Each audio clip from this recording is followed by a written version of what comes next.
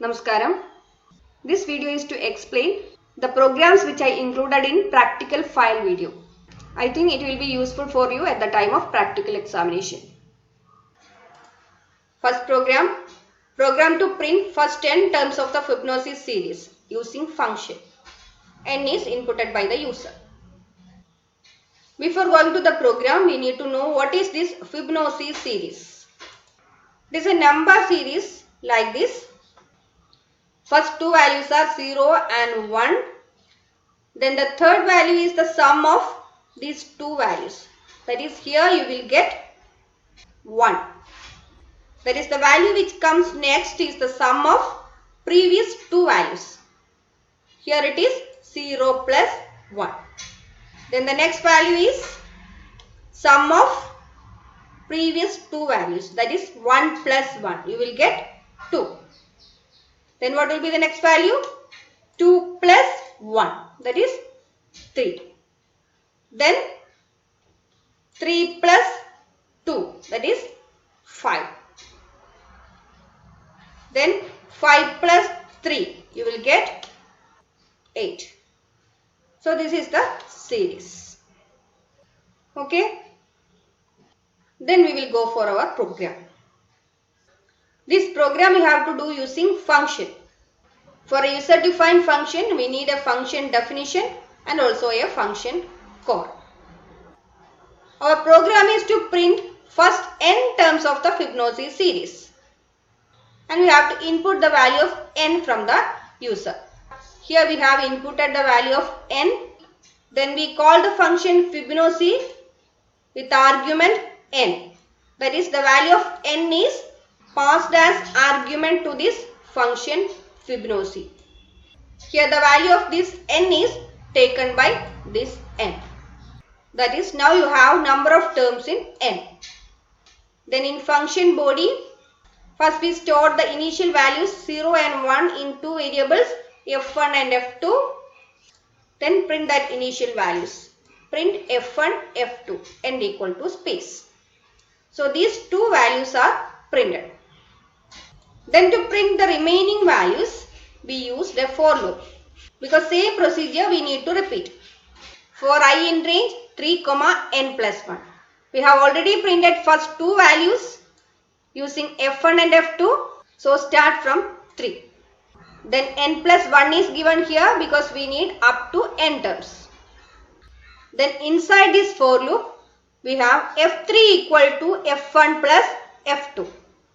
We use the third variable f3 to find the sum of previous two values. That is, f1 plus f2, you will get f3. Then print f3, then end equal to space. So 1 is printed. Then for the next value, you have to repeat the same thing, but the values of f1 and f2 are changed. That is, you need to find the sum of these two values to get the next value. So the value in f2 is moved to f1 and the value of f3 is moved to f2. Then in next iteration, when you find f3 equal to f1 plus f2, you will get 2. Okay. This will repeat for the remaining values. That is, in the next iteration, f1 will be 1 and f2 will be 2. Then when you find f3 equal to f1 plus f2, you will get 3 here. Clear? Okay, we will execute the program.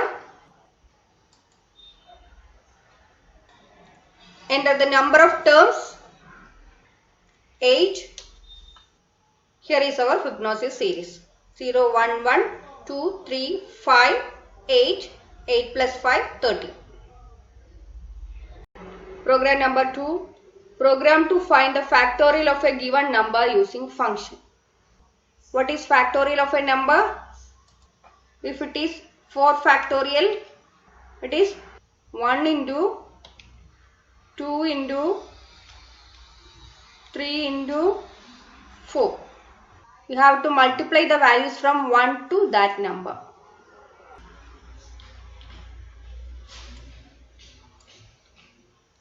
Just like our previous program, this program also we are going to do using function. We have function definition here and function call. Then we are going to find the factorial of a given number. So that number we have to accept from the user. Here is the input statement for that. Then the value accepted in n is passed to the function factorial. Then that value is accepted in function through this parameter n. Then inside the function initialize the variable fact equal to 1. Then for I in range 1 comma n plus 1. Because it starts from 1 and ends at n. Next statement is fact equal to fact into I. What is there in fact? 1. 1 into 1 is 1 itself. So even if you give 2 here, it doesn't change the output. Fact equal to fact into I. 1 into 2. 2 will be stored in fact. And in next iteration, I will become 3. Then 2 into 3, you will get 6. 6 will be stored in fact. And this will go on until it reaches n. And when it reaches n, the program control will move out of the loop. Then what is outside this for loop? Print statement to print the factorial. Print factorial of n equal to fact. See, n and fact we have to give without quotes because you have to print the values of that variables. Clear? Okay, let me execute this. Enter the number 4, factorial of 4, 24. Clear? Then we will move to the next question. Next question. Program to calculate simple interest using function interest that can receive principal amount, rate and time and returns the simple interest. Do specific default values for rate and time as 10% and 5 years respectively. So this question is based on default arguments in function. See the function header, we have 3 arguments: principal amount, rate of interest and time, that is duration. Here the rate of interest and time are default arguments. Default value for R is 10 and for T is 5. 10% and 5. And the argument P is non-default argument. Then come to the statement outside this function. We are accepting the value for principal amount from the user and assign to the variable P. Then call the function interest with argument P. Only a single argument P. And the value of this P is passed to this function interest. And this P will accept that value. Then what about R and T? For R and T, we have default values. That is, if we are not passing any value for these default arguments, they will take these default values. Then come to the function body, interest equal to PRT by 100. PRT by 100 is the equation to find the simple interest. Then the result is stored in the variable interest. Then return interest. In your question it is specified like this. The function returns the simple interest. So instead of printing the interest, you have to return the value. And the value returned by this function interest is stored in this variable SI. That is, the value returned by this function interest will be assigned in the variable SI. At last the value of SI, that is simple interest, is printed. Let me execute this program.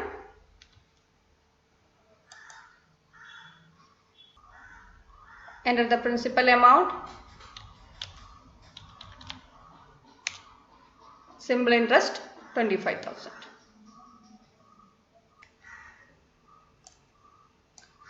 This is when we passed only the principal amount as the argument. Then what will happen if we pass rate of interest also? See,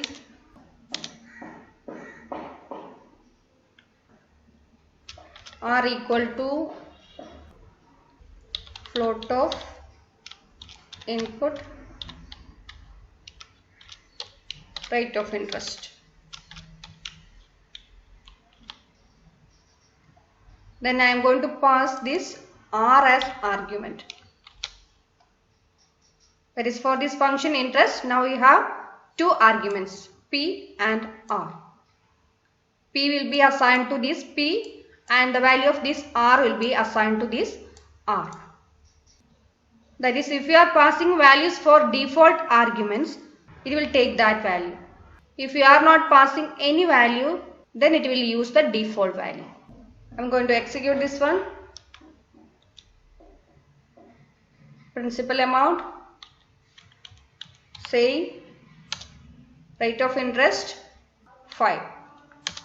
Simple interest 12,500. That is, in first case, the default value 10 is used by this R, and now it used the value specified in this function call. Then if you pass the value for T also, then it will consider the passed value, not this default value. Clear? Then we move to the next program. Next question. Program to simulate lottery draw using random module. As we all know, the numbers are selected randomly in a lottery draw. Here we are going to select the winners from a range of ticket numbers. So to generate a random number, we have to import the random module, import random. Then we have to input the start and stop values. That is the first and last numbers in that ticket series. That is, if the ticket numbers are in between 10,000 and 50,000, you have to give the start value as 10,000 and stop value as 50,000. Okay. Then you have to input the number of draws for number of prizes, and it is stored in variable n. Then a print statement, lottery results for I in range 1 to n plus 1. That is for n number of draws, n number of iterations. Then inside the for loop, a variable winner equal to random.randint start comma end. The function randint is included in the module random, so you have to give random.randint. Then this randint start comma end will generate a random integer between start and end, including both the values. And the random number returned by this randint function is stored in winner. Then we will print the winner. That is, when the value of I is 1, first prize, when it is 2, second prize, and when it is 3, third prize, so on. That is for the first iteration of the for loop, first prize, second iteration, second prize, third iteration, third prize, etc. Clear? Okay, I am going to execute this. Lottery ticket number series from 10,000 to up to 50,000. Number of draws 3. Prize 1, this one, prize 2, this one, and prize 3, another number. Next program. Program to find the area and perimeter of a circle using user defined module. We have to do this program using user defined module. So first we have to create a module. I have already created a module circle. A Python module is nothing but a Python file with extension .py. Here name of my file is circle.py. It is stored in D drive academic record. In this module I have two functions. First one area with argument r. Then this function returns the area of a circle. That is 3.14 into radius. R is radius. The next function perimeter. Again radius is the argument r. It returns the perimeter of the circle. That is return 2 into 3.14 into r, 2 pi r. Okay. And these functions area and perimeter I can use just like we used other functions in module like POW, SQRT, random, randint, etc. Okay, we will see how to use it. First statement, import circle. Name of my module is circle. So just like importing random module, importing math module, we have to import the module that we created. Import circle. Then we have to accept the radius from the user, input function. Then call the function area, which is a part of circle module. So you have to give circle.area. Then as the argument, radius. Okay. See. Then this function area which is defined in circle module will accept this radius in this R, then return the area. Then the area returned by this function is received by this A, capital A, which is given here. Okay. Now the area is stored in A, then you can print it. Print area A. This much clear? Similarly, you can find the perimeter also. Module name circle, dot function name perimeter, then argument radius R.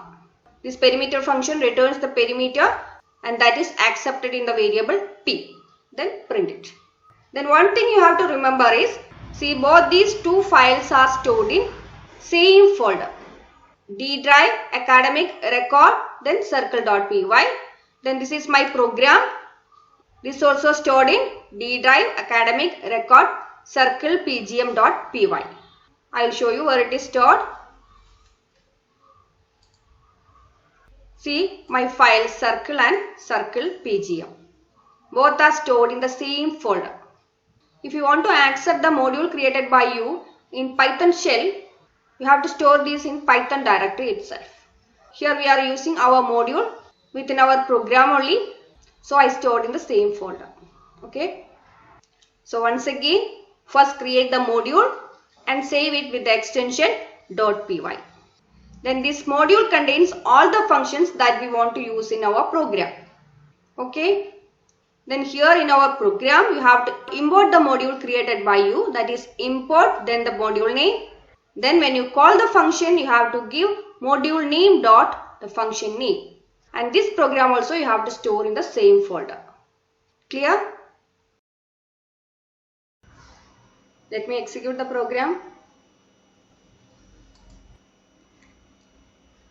Enter the radius, 5, area and perimeter. So we have seen 5 questions from functions. First 2 programs using simple function, and the third one function with default arguments, and the fourth one is from random module, a built-in module. Then this fifth one using user defined modules.